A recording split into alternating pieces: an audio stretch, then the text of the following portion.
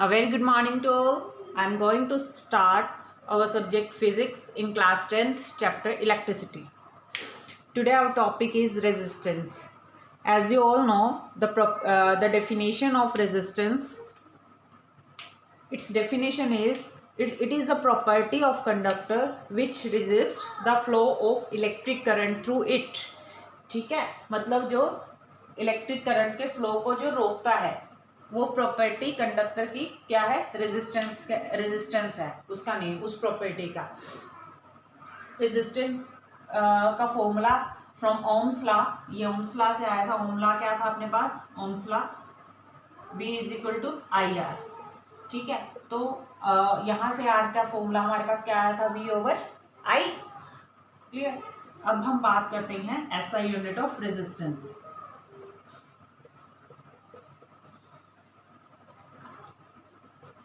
SI unit of resistance is ohm and it is denoted by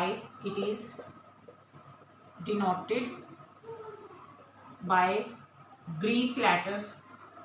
Greek language का letter है बच्चे, Greek letter ऐसे denote करते हैं। ठीक है, एक बार और बना के दिखा देती हूँ मैं आपको। ये साइन है ओम का। ठीक है, ऐसा यूनिट जो है रेजिस्टेंस के, यानी कि रेजिस्टेंस को हम किस में मापते हैं, किसी भी कंडक्टर का resistance 1 Om 2 Om 3 Om so on. ठीक है, ये हो सकते हैं।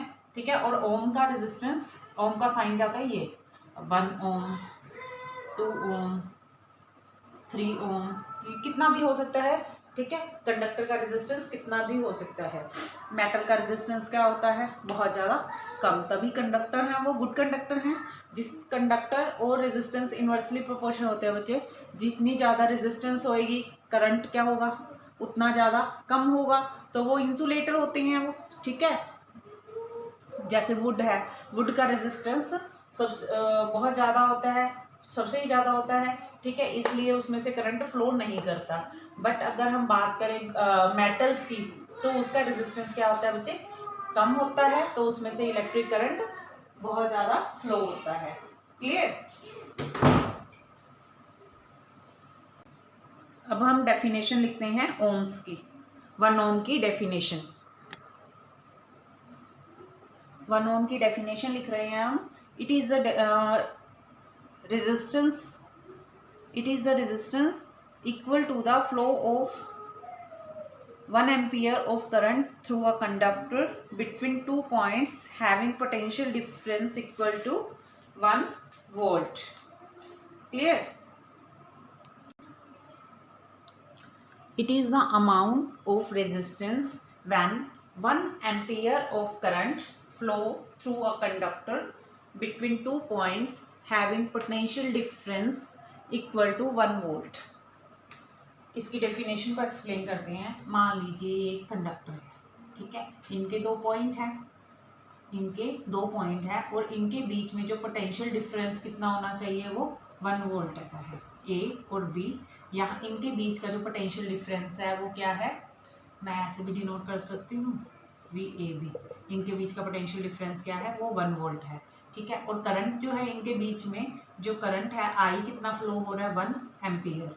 तो इस वायर का जो रेजिस्टेंस है इन दोनों पॉइंट के बीच का, इस कंडक्टर का, इसका रेजिस्टेंस क्या होगा, वो 1 ओम होगा। कैसे होगा, R is equal to V over I होता है। जब ये 1 वोल्ट और ये 1 एम्पियर है, तो क्या हो गया रेजिस्टेंस, जब इधर वाली साइड 1 1 है, तो इधर वाली साइड भी 1 ही होएगी, और बट होएगी क्या, इसके ऐसा यूनिट होंगे ना, 1 ओम। क्लियर। ठीक है, दोबारा एक्सप्लेन कर रही हूँ मैं इसकी डेफिनेशन।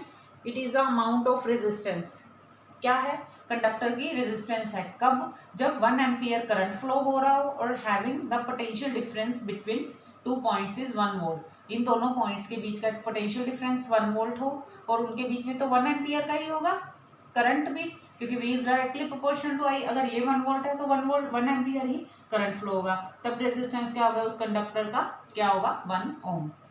क्लियर।